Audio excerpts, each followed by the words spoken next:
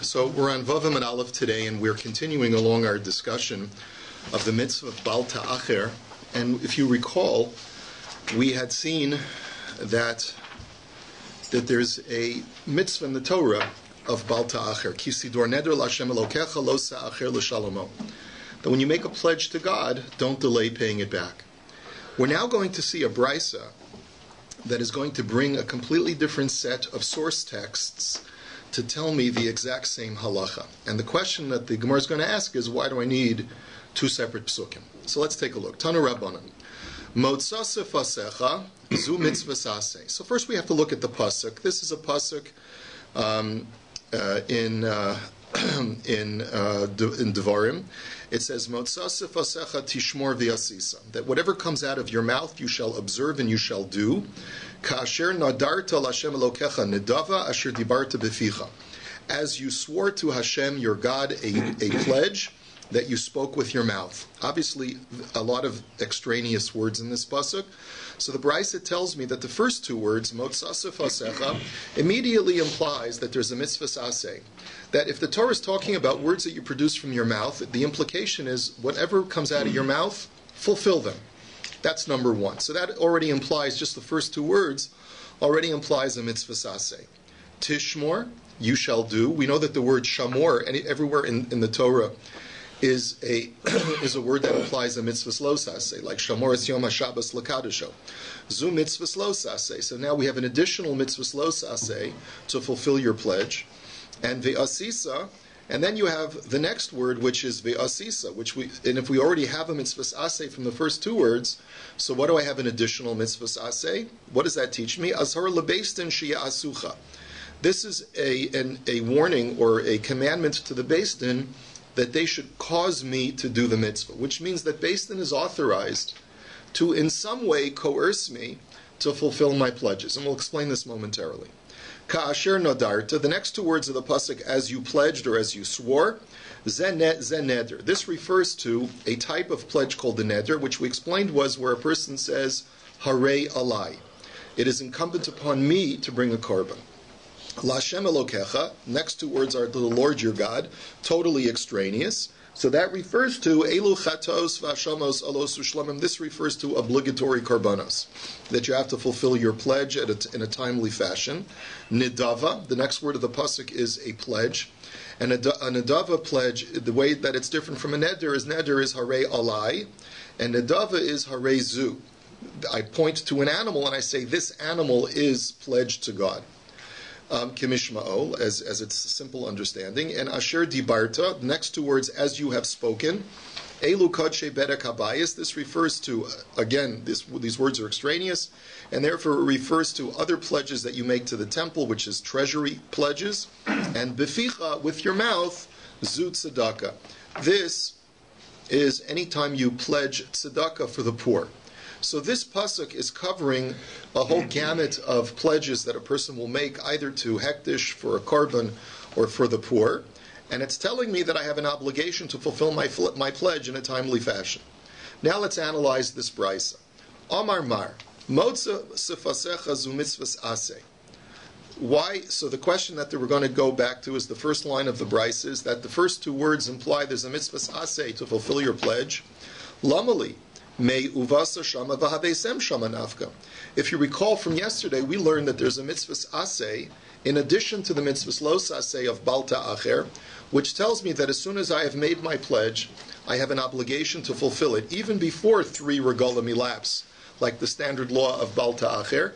But there's still a mitzvah aseh not to delay and to do it as quickly as possible. And we learned that from another pasuk which had said, Uvasa Shama at the end of the first pasuk, you shall come to Yerushalayim, and then immediately afterwards it said V'havesem Shama, you shall bring, which implies that whenever you come to Yerushalayim at the first available opportunity, bring your pledges. So we see that there already is a mitzvah saseh. So why do I need this pasuk? Now we're going to ask a second question. Tishmor zu mitzvah lo saseh lama li milo ta'acher l'shalamo nafka. Why do I need a mitzvah lo saseh in this pasuk if I already have a mitzvah lo saseh of Bal Ta'acher? And then the third question is, V'asisa ashar lebeisin shi'asucha lamali. Why do I need a commandment in this pasuk for the Beis Din to, in some way, cause me to do it? Me yakrivo so nafka. I also have another pasuk for that halacha, from the words yakrivo so. And this is from a pasuk in Vayikra, the Tanya yakrivo so. The Torah says that if a person is bringing an ola as a korban, he shall make sure that it is tamim, it is pure, it is unblemished, and el pesach mol ohel moed yakrivo so lirtzano lifnei Hashem, and he shall bring it to the tent, the entrance, and he shall bring it to Hashem. So what does the Brisa say? We learn from that pasuk, Malamid shekofin oso. This teaches us, those extra two words, yakrivo, so he shall bring it, means that no matter what, he's got to bring it, even if it means that we have to coerce him in some way. Yachol bal korcho, you might think that this coercion is against his will, which is a little bit of a bizarre question, because any coercion is against a person's will. So what does this really mean? So Talmud Lomar lirtzono. So the pasuk says, no, it has to be done willfully. So how do you coerce a person to do something willfully? So hakeitzad, how does it work? Kofin oso at sheyomar rotza ani. The very famous line from the Gemara that we force him until he says, I want to. Which means that we give him an offer he cannot refuse, as my cousin Vinny would say, right? So we twist his arm until he says, yeah, I really do want to do this. And the Rambam explains that what this means is that every Jewish neshama really wants to do the right thing, but sometimes a neshama gets encrusted with narishkeit, which changes a person's innate values to something corrupt. And so by twisting his arm, putting a little bit of physical pressure on him, you remove that encrustment to reveal the true desire of the Yiddish neshama. That's really the way that we understand what's going on over here. And in any event, but that's our question. Our question is, why do we need an entirely different set of words in a totally different pasuk to tell me the laws of fulfilling pledges in a timely fashion if I've already got another set of psukim that already teaches me this? So the Gemara answers, Chad da'amar v'lo afrish, v'chad afrish v'lo akriv. The Gemara answers very simply. There are two types of pledgers who fall short of their pledge. One is a person who verbalizes a pledge, but does not set aside an animal, does not designate an animal or any physical object for the fulfillment of the pledge. There's another kind of person who designates after he makes the verbal commitment, but never follows through by taking the physical object or the animal and actually bringing it to the temple. So what's the difference? So the Gemara says, Utsricha. I'll tell you why you need both. Psukim. Di'iash me'inan omar v'lo afrish mishum d'lo kaimi l'dibure. Aval afrish v'lo akriv ema kol heicha di'isa be'gaza derachmana isei tzricha. If I only had one pasuk, I might think that that's addressing a person who verbalizes a pledge and never does anything afterwards. That person truly is in violation. He made a pledge and did nothing. But let's say a person makes a pledge and then designates the animal. He says, that animal is my korban. And he never brings it to the Beis HaMikdash.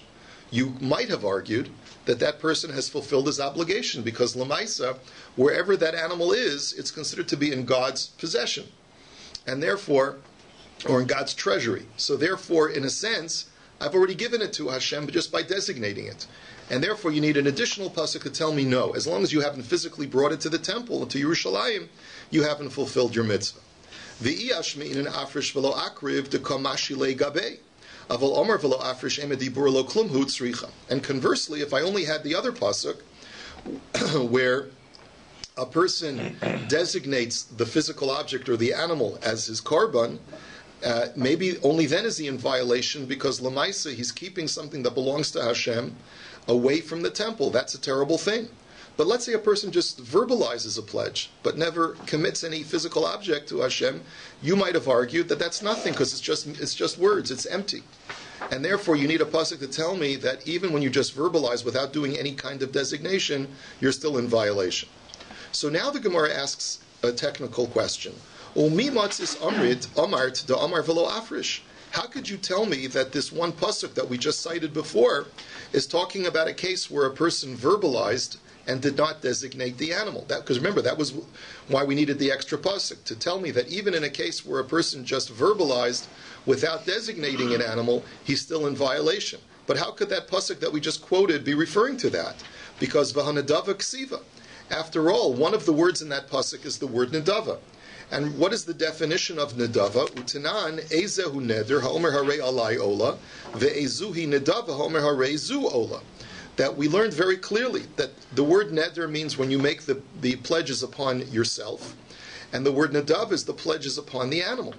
So if that's the definition of the word nedava, that you're designating an animal, how could you possibly entertain that pasuk's talking about a person who makes a verbal pledge without any physical designation? It's impossible, because by definition the word nedava is making a designation of a physical object. And then the Brisa continues and it says, Uma be neder l'nedava. What's the difference between neder and nedava? Neder meis onignav chayiv ba'achrayuso. Nedava meis onignava eno chayiv ba'achrayuso. Very simple. When a person takes a neder pledge, since the obligation is upon himself, then if afterwards he takes an animal and starts on his way to Yerushalayim, and the animal gets struck by lightning or gets stolen or lost, so then he has to replace it. Because the pledge was not upon the animal, the pledge was upon him. And so long as he hasn't brought an animal to Yerushalayim, he hasn't fulfilled his pledge. By contrast, if I designate that the pledge is not on me, but it's on the animal, and I say the pledge is on Bessie the cow, so if Bessie on my way to Yerushalayim gets struck by lightning, then I'm putter, because I never accepted the obligation to get Bessie to Yerushalayim. I just said that Bessie is my gift to God. If God, for whatever reason, causes that animal not to make it, it doesn't make it. I'm not liable anymore. So, but the question still stands. How could you tell me that the pasuk is referring to a person who pledges without making a physical designation, if that the definition of nedava is a physical designation? So, Amar Rava mishkachas la kagon da Amar harei alai ola al manas she'eni chayiv ba'achrayusa. The answer is that really what the word nedava in the pasuk is talking about a neder, where a person says harei alai, that it's incumbent upon me to bring the cow, but with one proviso, that he says I'm going to bring I pledge to bring a cow, provided that if the cow that I choose dies, I'm not going to be liable to replace it. And you're allowed to modify the neder in such a way, such that's a working neder, and in that respect, since you haven't yet made a physical designation of which cow, you've said it in the form of a neder, but you don't accept upon yourself liability for whichever animal you're bringing, then it has more of a status of a nedava, because the defining difference between the halachic difference between a neder and a nedava is neder you're liable for any mishap that befalls the animal, and nedava you're not liable for any mishap. So in that sense, that you're making yourself not liable for mishaps. That's why it's called nedava in the pasuk, but it's really a neder where you just verbalize a commitment without making any physical designation. Let's go on to the next part of the brisa. Are the heirs, if this person should pass away on the way? Wait, it's a great question. It's coming. Beficha. Beficha. With your mouth. The next part of the pasuk said, with your mouth, where the brisa said that refers to tzedakah, a pledge of tzedakah.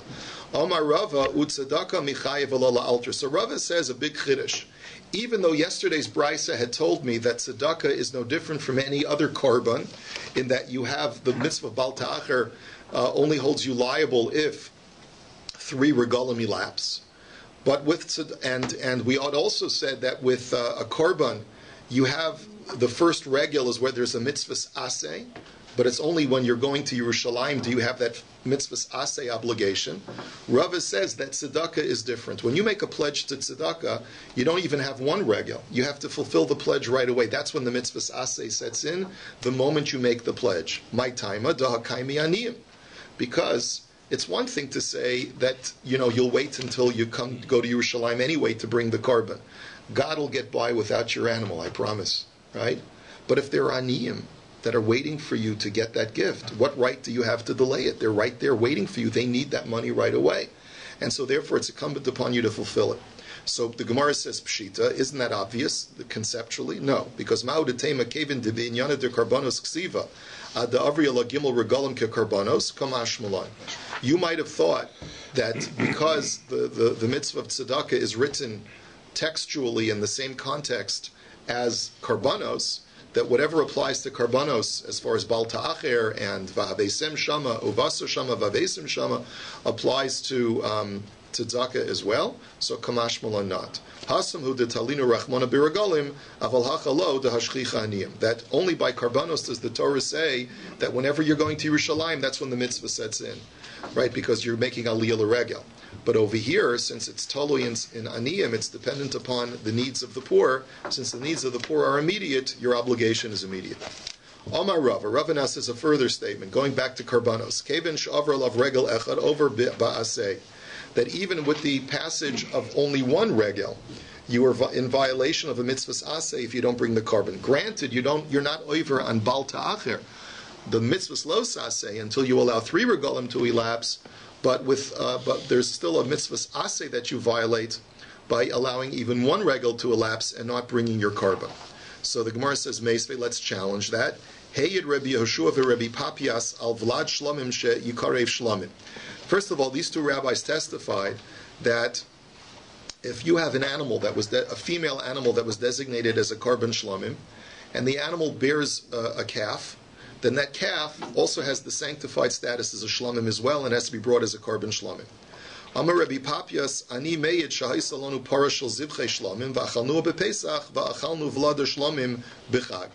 And Rabbi Papias testified, he said, we had such a case where we had an animal that was designated as a shlomim, and we shechted it and brought it as a carbon on Pesach, and the calf, we waited until Sukkos, and we brought the calf on Sukkos.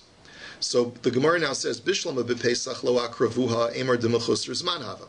I can understand why they didn't bring the calf as a carbon on Pesach, because you have to wait 8 days after an animal's birth before you can bring it as a carbon. So you could say the animal was born on Pesach, and so therefore we weren't able to bring it on Pesach. But why, if you just told me that there's a violation of a mitzvah saseh by allowing even 1 regel to elapse, then they should have brought it immediately at the next regel, which was Shavuos. What right did they have to wait until Sukkos to bring it? So Amar Rav Zvid Mishmei Derava Kigon Shahaya Chola Ba'atzeres. The answer could be is that the animal was sickly on Shavuos, so for whatever reason they weren't able to bring it as a carbon, and therefore if you can't bring it, Onas Rachmana Patre, the Torah exempts you. That would be one answer. Rav Ashi Amar Mai v'achalnu vlada shlomim b'chag dekatani chaga Shavuos. So Rav Ashi says no. I have a different answer. When Rav Papias testified that they ate it on the chag, even though normally the word chag in Mishnaic terminology means Sukkos, but it could also be a generic term for the holiday.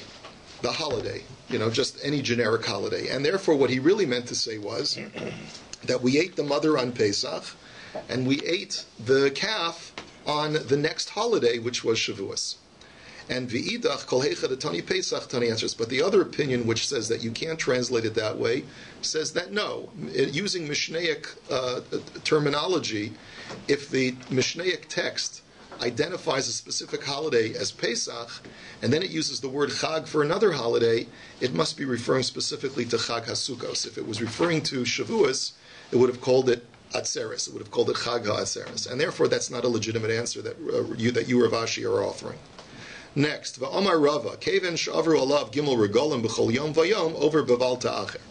Rava tells us another halacha, and that is that the violation of Bal Ta'acher compounds daily, which means that every day after the passage of 3 regalim, that a person does not bring his pledge to the temple, then there's a new mitzvah lo saseh that he incurs on a daily basis. Compounds daily, okay? So the Gemara says, Meisvei. Let me challenge that. Echad bechor ve'echad kol hakotshim, kevin shavar aleim shana below regalim below shana, over beval ta'acher. So the Brisa says, whether it's a bechor korban or whether it's any other korban, if a year has passed without 3 regalim, or if 3 regalim have passed without a full year passing, in either event, you're over on Bal Ta'acher. There's a violation of Bal Ta'acher. Now, what those words mean, in full, we're going to analyze momentarily. But what we're bringing from this brisa is, this brisa doesn't state really what Rava was stating explicitly, which is that there's a daily compounding of the Yisr. It just says that you're violating Bal Ta'acher. So the Gemara says, V'hai maiti yuvte. I don't see the question. I don't see the question from this brisa. So Omer Rav Kahana, man de kamosiv shapir kamosiv. So Rav Kahana says, no, I think it is a valid question from this brisa, because Mechli Tana Alavi Kamahader, listening B'chol Yom V'Yom over Baval Ta'acher. Because let's see, the Tana is trying to identify what mitzvahs lo say I incur by not bringing the carbon in a timely fashion. So he should have said, if he wanted to tell me the comprehensive violation, he should have said that you incur a Bal Ta'acher on a daily basis that compounds daily. V'idach Tana L'mikve Balav Kamahader Balav Yiseri Lo Kamahader. And the other opinion of the Gemara that questioned and said, I don't see the problem from this brisa, is because you look at this brisa and it says, you're over on Bal Ta'acher. The Tana may have just been interested in telling you what the prohibition is, but not to tell you how many prohibitions of Bal Ta'acher you're going to violate. That may not have necessarily been the mandate or the objective of the Tana of that brisa. So who's to say that this Tana argues with Rava? Rava could be 100% correct, and you don't see anything from this brisa. Now let's go back to the brisa and see if we can make any sense of it. Gufa, echad bechor ve'echad kol hakodshim, kevin shavar aleim shana below regalim below shana, over beval ta'acher. So the brisa had said, whether you have a bechor or any other carbon, so once you have kevin shavar aleim shana below regalim or regalim below shana, if you have a full year that elapses, and you don't have the shalosh regalim, or you have shalosh regalim that elapse without a full year, then you're over on Bal Ta'acher. So the Gemara says, I'm trying to understand conceptually, how can you have that, right? So the Gemara says, Bishlam or regalim below shana mishkachasla. I can understand how 3 regalim can elapse, and even though a full year does not elapse. Let's say a person makes a pledge in the summer, the late summer, in August. So he can go through an Isser of Bal Ta'acher in less than a year. Sukkos, Shavuos, and then Pesach, right? So it's just a little bit over 6 months, and you're over on Bal Ta'acher. So that's easy to see how this Tana could hold that you can be over Bal Ta'acher within a year by just going through 3 Yomim Tovim. Okay? However, Elashana below Regalim, Sukkos, Pesach, and Shavuos. Yeah, so right, so that's possible. Elashana below Regalim, Heichim Mishkachasla. But how are you going to have a situation where you're going to have a full year elapse without 3 regalim? So the Gemara says, Hanicha laman de islay kisidron mishkachasla. Ela laman de leslay kisidron heiche mishkachasla. So the Gemara says, maybe this Tana holds like Reb Shimon in one respect. Reb Shimon had said that the clock of Bal Ta'acher does not start until you arrive at Pesach. Pesach has to be the first of the shalosh regalim that you allow to elapse in order for you to be in violation of Bal Ta'acher. So according to Reb Shimon, when I make a pledge in the summer, the first regal that I encounter is Sukkos. That doesn't count. The clock of Bal Ta'acher only gets started on Pesach. So therefore, it's conceivable that you can have more than a year elapse before you're over on Bal Ta'acher, because the clock doesn't start until Pesach. Then you have Shavuos, and then you're not over on Bal Ta'acher until the following Sukkos. So since you made your pledge in the summer, yes, it took you over a year to get to Bal Ta'acher. That makes sense according, if you hold like Reb Shimon, right, in that respect. You see, obviously this Tana is a unique shita. This Tana says that you're also over Bal Ta'acher even without the passage of 3 regalim, as long as a full year goes by. We don't know exactly where he sees that from, but we can certainly hypothesize where he gets it from. But the point is that this Tana will subscribe to Reb Shimon, who says that the Shalosh Regalim have to be Kisidron, have to be in order starting with Pesach. That would work out. But what about the other Tana? What about the other opinions who say that you don't need 3 regalim starting with Pesach in order, but as long as you just go through any 3 regalim, you're in violation of Bal Ta'acher? How, according to that Tana, could you have a situation of 3 regalim not passing within a year? How's that going to happen? So the Gemara says, Bishlam la Rebbe mishkachas la b'shana muberes. So if you hold like Rebbe, you could have it if it's a Jewish leap year. Now, what does that mean? You'll see in just a second. So what is Rebbe holding? Yeah. You'll see in just a second. I'm about to tell you. The Tanya, Shana Tamima, Rebbe Omer, Mona Gimel Meos, B'shishim V'chamishim Yom, Kiminyan Yemos Achama. This is talking about a halacha that we saw in last week's parsha, Parshas Bahar. It's called the din of Bate Orei Choma. If you sell a house in a walled city in Eretz Yisrael, so what's the halacha? The seller has a full year to buy it back from the buyer. But once the year elapses, the sale is final, and there's no ability for the seller to demand to buy it back. That's the halacha. Rabbi says when the Torah uses the word shana tamima, a full year, it's referring to a solar year of 365 days. That's for Rabbi the definition of a year for halachas of selling property in a walled city. And ve-chachamim omrim mona yud beis chodesh miyom liyom ve'im nis'abra shana nis'abra lo.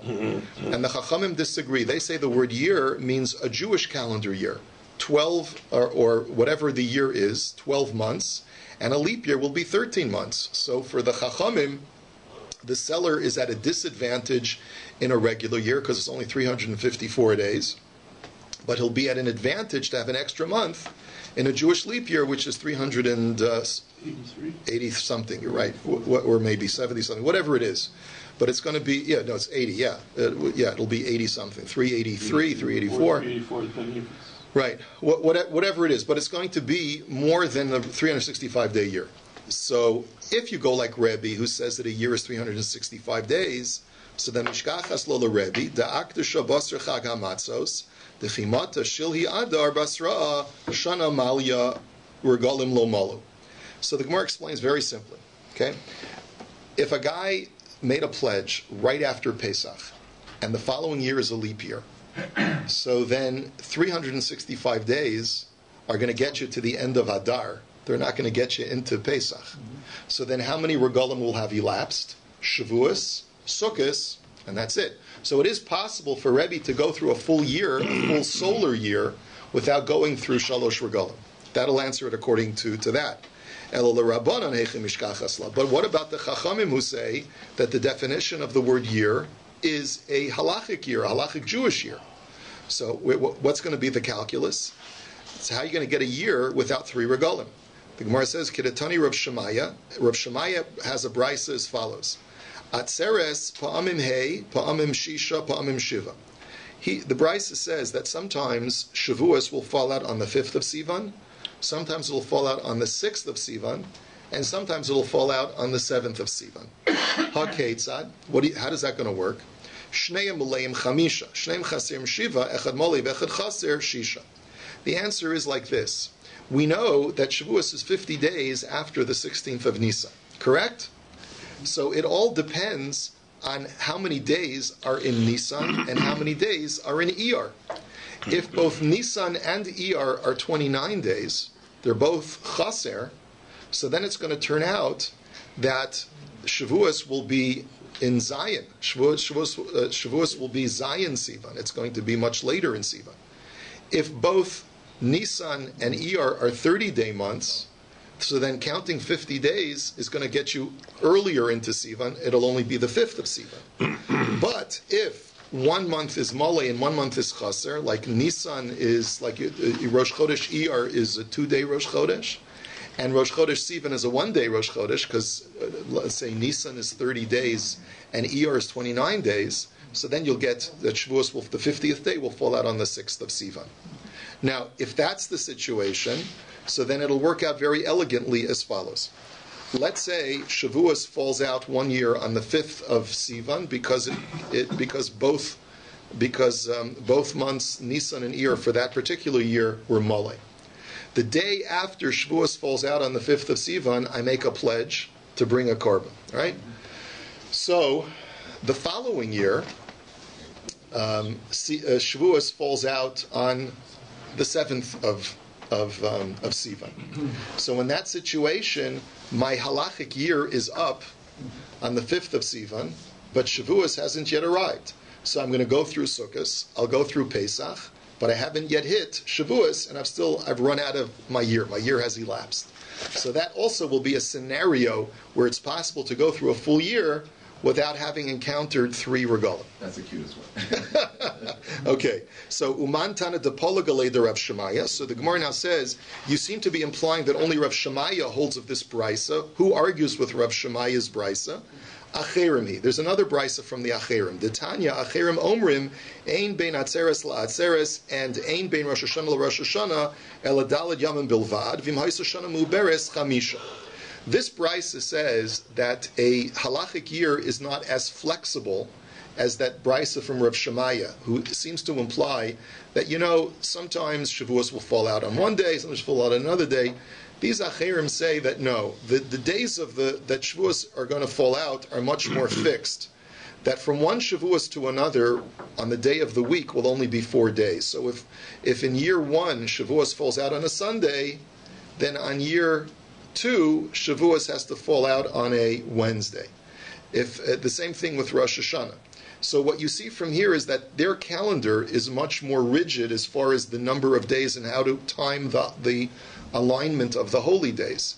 And therefore you're not going to have a scenario according to these to this brisa where one year Shavuos will be on Hey Sivan and another year it'll be on Zayin Sivan, because then you're messing up the whole calculus of every year it shifts 4 days ahead in the days of the week.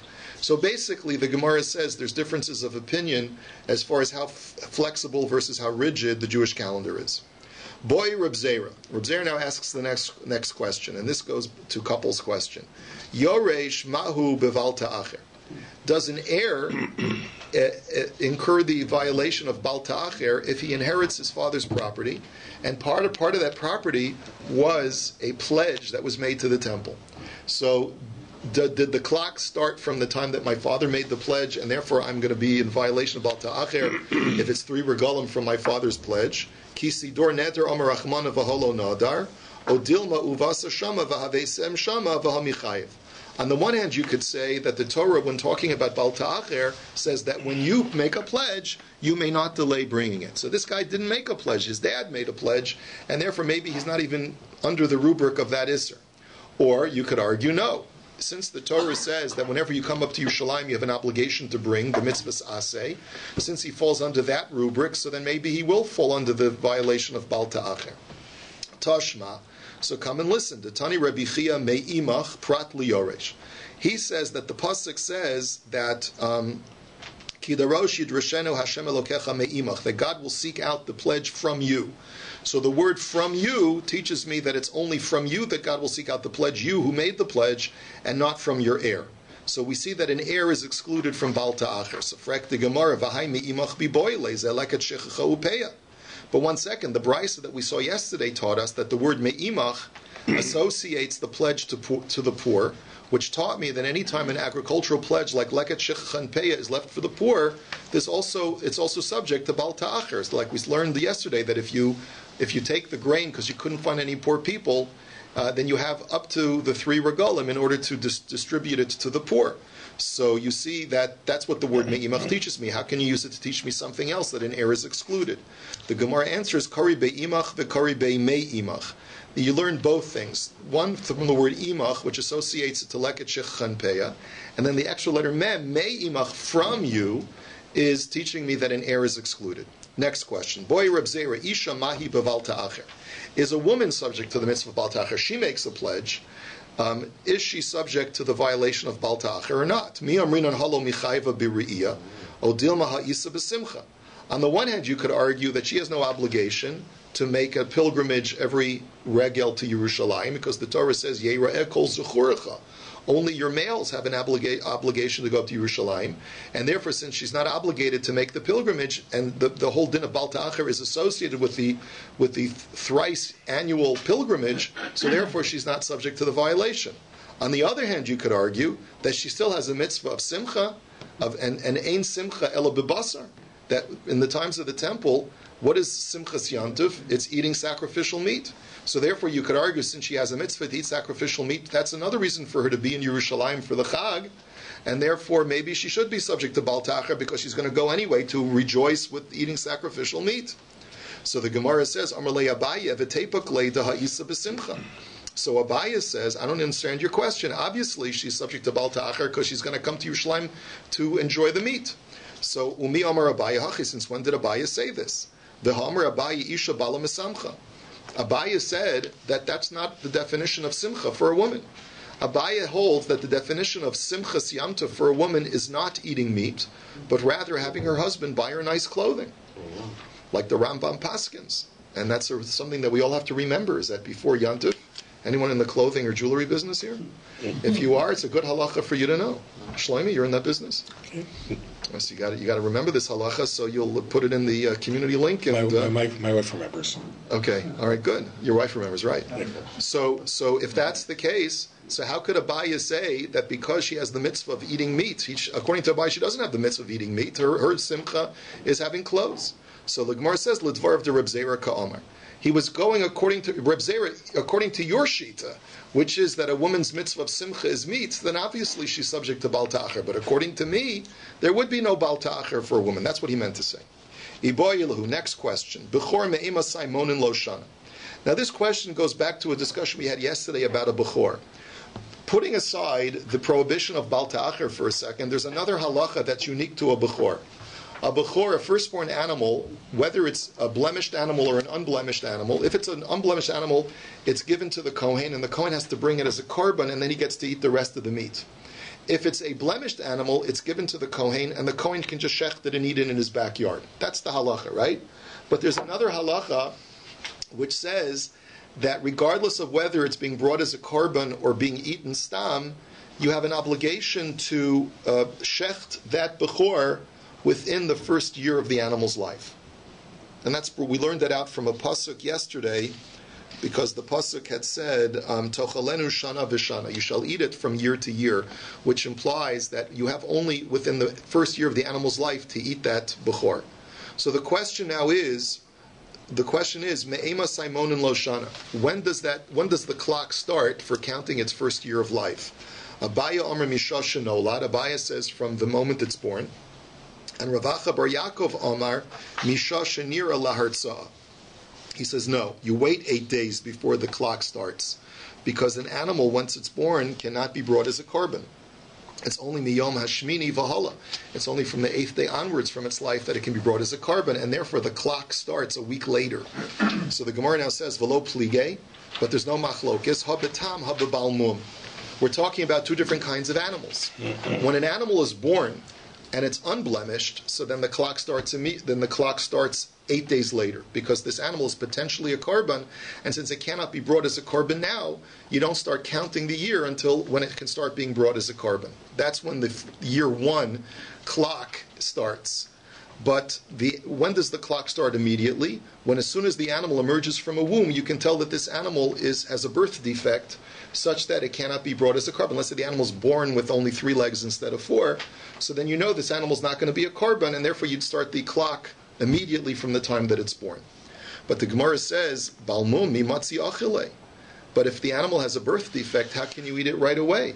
Don't you have to worry that maybe the animal is a treifa and is a nafel and is not allowed to be shechted? And the halacha is, in order to determine that the animal is not a treifa, you have to wait 8 days from the time of birth.